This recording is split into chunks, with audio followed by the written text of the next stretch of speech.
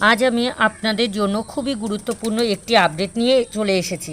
যে সকল বন্ধুরা পিজন পক্স নিয়ে খুবই চিন্তিত সেই সকল ভাইদের জন্য আজকের এই ভিডিওটি।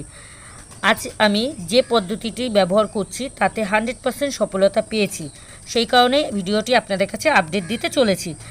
আপনারা যদি এই পদ্ধতিটা অ্যাপ্লাই করেন তাহলে আপনারাও 100% সফলতা পাবেন এবং পিজন পক্স নিয়ে আপনাদের আর কোনো চিন্তা করতে হবে না।